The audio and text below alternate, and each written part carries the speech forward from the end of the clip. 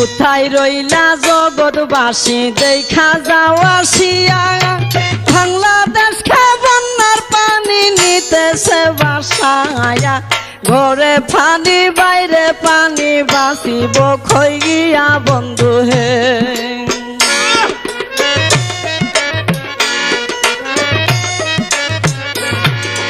মানুষের দুর্দশা দেখলে চোখে পানি জরে, কি গজব পাঠাইল আল্লাহ বাংলার ওই ভিতরে, হাহাকার পড়িয়া গেছে গ্রামের ঘরে ঘরে বন্ধু হে।